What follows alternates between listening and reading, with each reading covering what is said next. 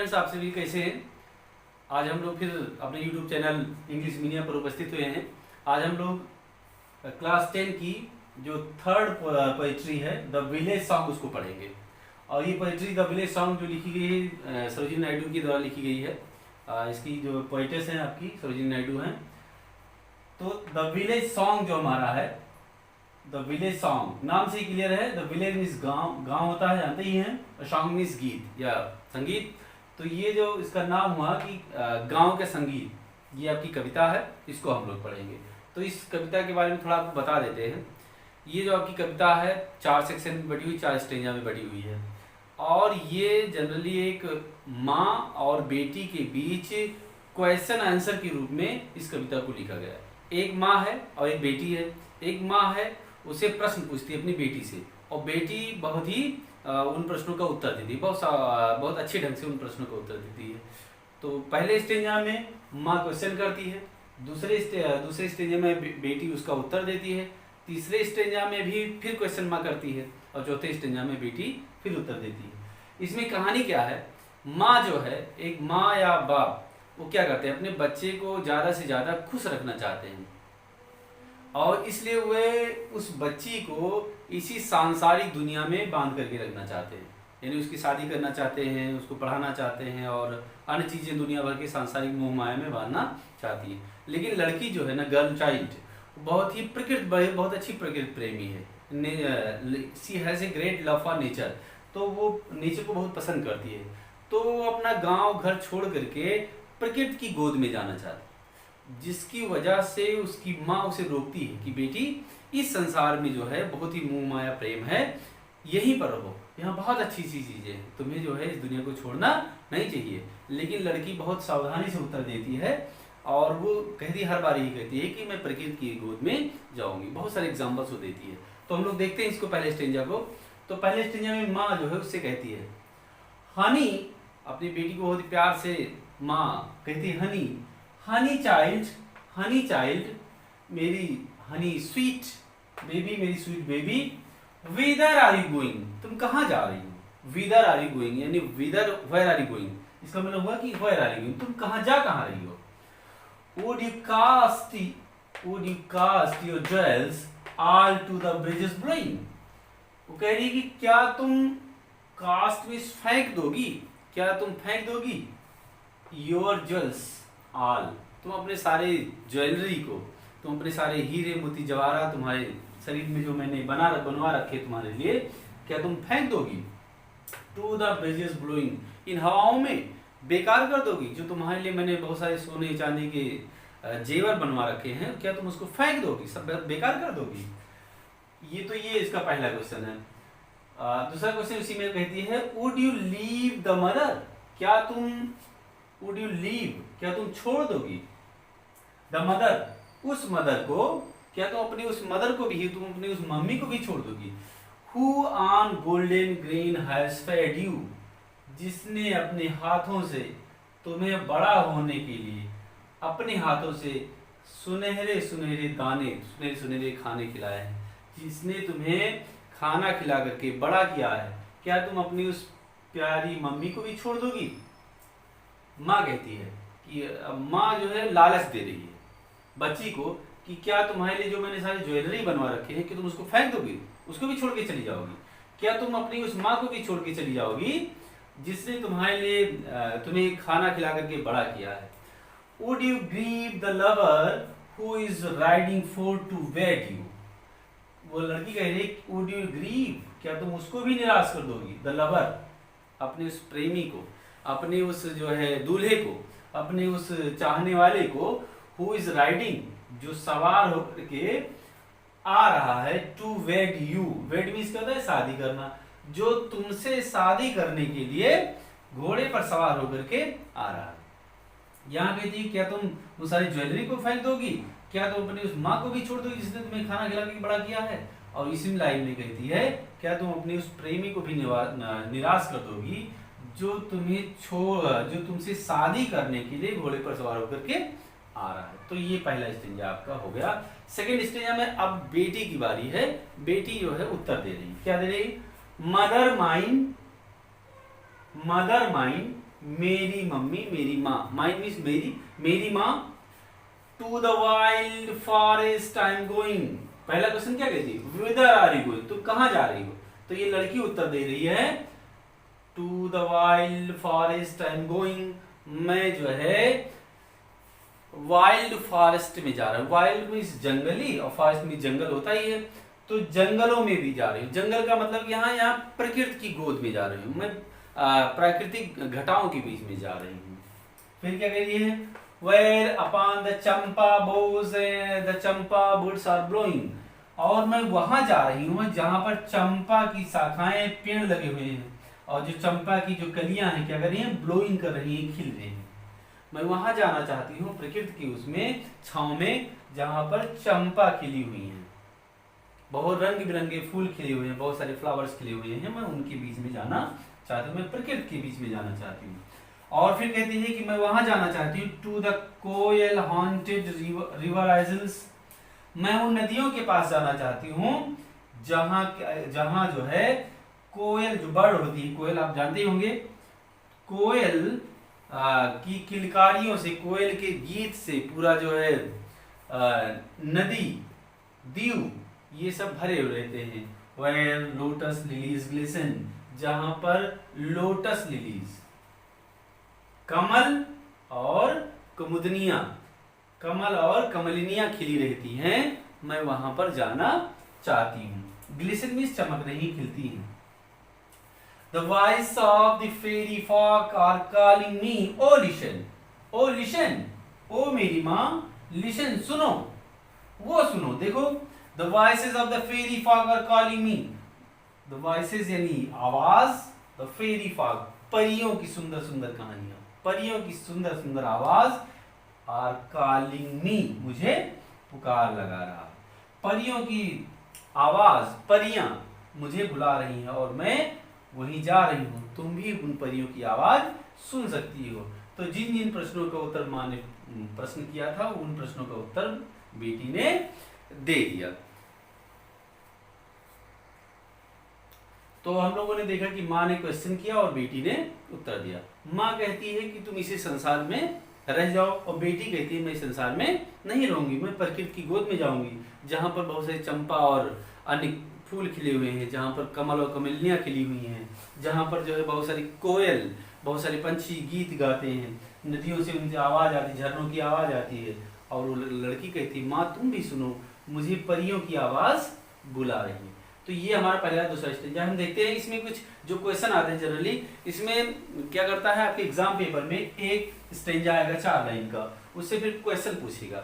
उसमें जो अक्सर क्वेश्चन पूछा जाता है वो क्वेश्चन एक तो ये रहता है कि ये स्टेंजा किस पोएम से लिया गया है और उसके पोएट कौन है। तो आपको जैसे मान लीजिए इनकेस ये आ जाए, ये 4 लाइन की पोएम, तो आपको पहला अगर पूछ ले कि ये किस पोएम से लिया गया है, तो किस पोएम से लिया गया है, द विलेज सॉन्ग से लिया गया। पोएट कौन है, इसके पोएटेस कौन है, सरोजनी नायडू।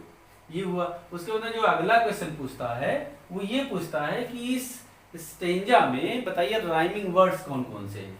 तो राइमिंग वर्ड्स हमें आपको बताया था, इस फिर बताते हैं। राइमिंग वर्ड्स वह वर्ड्स होते हैं जिनकी प्रोनाउंसिएशन यानी बोलने पर जो उच्चारण है वो लगभग एक जैसी होती है। जैसे मान लेते हैं, देखते हैं, देखिए ये जो पहली लाइन है ये कहाँ खत्म होती है, गोइंग पर, और जो दूसरी लाइन है वो कहाँ खत्म होती है, ब्लोइंग पर एंड होती है। तो आप अगर गोइंग और ब्लोइंग को बोलेंगे तो एक जैसा लगेगा, इसका मतलब इसकी राइमिंग जो है इससे है। ये दोनों क्या है, राइमिंग वर्ड्स हैं। क्यों, क्योंकि इनका प्रोनाउंसिएशन और इनका प्रोनाउंसिएशन एक जैसे है। थर्ड लाइन देखते हैं, यू और यू, ये तो सेम वर्ड्स ही हैं तो प्रोनाउंसिएशन भी एक ही है, तो इसकी राइमिंग इससे है, ठीक है ना। तो ये राइमिंग वर्ड है और ये भी एक दूसरे के राइमिंग वर्ड्स है। अगले में देखते हैं दूसरा स्टेंजा, इसमें भी कुछ राइमिंग वर्ड्स से देखते हैं। तो ये पहली लाइन हमारी एंड होती है गोइंग से और दूसरी कहाँ खत्म होती है, ब्लोइंग से। तो ये गोइंग का और ब्लोइंग का क्या है, ये दोनों एक दूसरे के राइमिंग वर्ड्स हैं क्योंकि ये लगभग में एक जैसे बोले जा रहे हैं। फिर देखिए तीसरी क्या कहाँ से होती है, ग्लिसन, और चौथी लाइन कहाँ खत्म होती है, लिशन। तो कुल मिलाकर के ये बात हुई कि ग्लिसन की जो है राइमिंग वर्ड, ग्लिसन का राइमिंग वर्ड क्या है, लिशन। बच्चों LISTEN लिखा हुआ है लेकिन लिस्टन नहीं पढ़ते हैं, बहुत सारे बच्चे भी लिस्टन पढ़ते हैं, but this is not pronounce, this is pronounced as listen. तो ये लिशन और ग्लिशन ये दोनों राइमिंग वर्ड्स हैं। तो अब हम तीसरा स्टेंजा देखते हैं, और तीसरे स्टेंजे में ये बात देखते हैं, फिर माँ की बारी आती है। उसने पहले स्टेंजे में बेटी को मनाने की कोशिश की, तो बेटी ने बड़ी सावधानी से उत्तर दिया, और उसके उत्तर से कुल मिलाकर यही झलकता है कि वो प्रकृति में ही जाना चाहती है, बहुत अच्छी जो है, बड़ी प्रकृति प्रेमी है। तो माँ फिर से कोशिश करती है, और फिर अब तीसरे स्टेंजा में माँ फिर समझा रही है, हनी चाइल्ड, मेरी प्यारी स्वीट बेबी, मेरी प्यारी sweet baby, the world is full of pleasure. ये जो द वर्ल्ड, ये जो संसार है, इज मीन्स है, फुल मीन्स भरा हुआ, ये संसार भरा हुआ, किससे भरा हुआ? ऑफ प्लेजर, सुख से, यानी सुख से, ऐश्वर्य से, आनंद से ये संसार पूरी तरह से भरा हुआ है। ऑफ ब्राइडल सॉन्ग्स, और कौन से प्रकार की सुख हैं यहाँ संसार में? Of bridal songs and cradle songs and sandal scented lizards. Bridal songs यानी ब्राइडल मीन्स क्या होता है? वैवाहिक गीतों से, क्रेडल सॉन्ग्स बचपन के गीतों से, लोरी वाली गीतों से, एंड सैंडल सेंटेड लीजर, और चंदन सी खुशबू देने वाले आराम से, आनंद से। सैंडल मीन्स क्या होता है? चंदन, सेंटेड मीन्स उसकी जो है गंध आने वाली, और लीजर मीन्स अवकाश। यानी ये जो संसार है वैवाहिक गीतों से, बाल गीतों से, लोरी से, और अन्य चंदन जैसी खुशबुओं से भरा हुआ है। Your bridal robes are in the loom, your bridal robes, तुम्हारे जो ब्राइडल यानी शादी की जो रोब्स हैं, यानी जो पोशाक है जिसको पहन करके तुम्हारी शादी होगी, आर मीन्स हैं इन the loom, handloom, power loom में, वे बन रहे हैं। जो तुम्हारी शादी के समय जो तुम कपड़े पहनोगी, वही कपड़े अभी बन रहे हैं लूम में। सिल्वर एंड सैफरन ग्लोइंग, और वे कपड़े किस प्रकार के हैं? सिल्वर कलर के, सैफरन कलर के, और ग्लोइंग, चमक रहे हैं। सिल्वर और सैफरन कलर के तुम्हारे जो शादी के जोड़े हैं वे बन रहे हैं और चमक रहे हैं। Your bridal cakes are in the hearth, जो तुम्हारी शादी के समय जो केक कटेगा, जो केक है वो क्या कर रहा है? वो भट्टी पर है। हर्थ मीन्स क्या होता है? भट्टी, वो भी भट्टी पर रेडी हो रहा है। वो जो तुम्हारी शादी के समय जो तो केक कटेगा, यूज किया जाएगा, वो भी भट्टी पर रेडी हो रहा है। तो इस संसार को छोड़कर ये कहाँ जा रही हो? ओ विदर आर यू गोइंग, ओ मेरी प्यारी बच्ची तुम कहाँ जा रही हो? उसकी माँ कहती है कि बेटी ये जो संसार है वो पूरी तरह से आनंद से भरा हुआ है, वैवाहिक गीतों से, बाल गीतों से, और अन्य प्रकार के चंदन जैसी खुशबुओं से भरा हुआ है। तुम्हारे शादी के जो जोड़े हैं, वो अभी लूम में तैयार हो रहे हैं, और वो किस कलर के? सिल्वर और सैफरन कलर के चमक रहे हैं। और जो शादी के लिए जो तुम्हारा केक है वो भी भट्टी पर बन रहा है। ओ मेरी प्यारी बच्ची, whither are you going, where are you going, तुम कहाँ जा रही? तो फिर बेटी की बारी आती। बेटी प्रकृति प्रेमी है, प्रकृति से बहुत ही लगाव है उसे, और वो इस संसार को, मोह माया को छोड़ करके जा रही। माँ उसे जो है इस सांसारिक मोह माया में बांधना चाहती है। जैसे bridal songs, cradle song, sandal sandal, ये सारे क्या है? सांसारिक मोह माया है, इसमें लड़की को वो बांधना चाहती है। लेकिन लड़की बहुत समझदार है, वो फिर उत्तर देती है, the cradles, bridal songs and cradle songs have cadences of sorrow. ये जो शादी के समय जो गीत गाए जाते हैं और लोरियां जो गाई जाती हैं, हैव कैडेंसेस ऑफ सॉरो, ये दुख के प्रतीक हैं, ये दुख के बुलावे हैं, वो दुख का ये निमंत्रण पत्र है। The laughter of the sun today, आज का जो लाफ्टर है, आज का जो आनंद है, द सन टुडे, आज के सूरज का जो आनंद है, वो क्या है? The wind of death tomorrow, wind of death, आने वाले कल के डेथ का एक विंड है, हवा है, एक शुरुआत है। जो आज की खुशी है वो आने वाले कल के लिए दुख है, डेथ है यानी मृत्यु है, दुख है। far sweeter sound the forest notes where forest streams are falling. सुदूर, far means क्या, दूर, कहीं बहुत दूर, sweeter sounds, अधिक मधुर आवाज, the forest notes, जंगलों से निकलने वाली मधुर आवाज, where forest streams are falling, जहां पर जंग जो है झरझर करते हुए झरनों से जो जहां झरने गिरते रहते हैं उनसे जो मधुर आवाज निकल रही है वो बहुत दूर से मुझे सुनाई पड़ रही है। ओ मदर माइन, ए मेरी माँ, I can't stay, I cannot stay स्टे, मैं ठहर नहीं सकती, मैं रुक नहीं सकती। The fairy folk are calling, परियों के गीत, परियों का झुंड मुझे कॉल कर रहा है, बुला रहा है। ए मेरी माँ, मैं रुक नहीं सकती हूँ। दूर से गिरने वाले झरनों की जो फॉलिंग है, आवाज है, नदियों की कल कल करने वाली जो धाराएं हैं वो मुझे जो गिर रही हैं और जो आवाज निकल रही है वो मुझे बुला रही हैं। ए मेरी माँ, मैं रुक नहीं सकती, मुझे वहां पर परियां बुला रही, मुझे वहां पर जाना है। इस प्रकार से लड़की उसे मना कर देती कि उसकी किसी प्रकार की मोहमाया में बदलने वाली नहीं है। अब हम थर्ड स्टेंजा में देखते हैं और फोर्थ में देखते हैं कि इसमें राइमिंग वर्ड्स क्या क्या है। तो देखते हैं, एक देखिए प्लेजर और लेजर, ये इसकी राइमिंग क्या है, ये।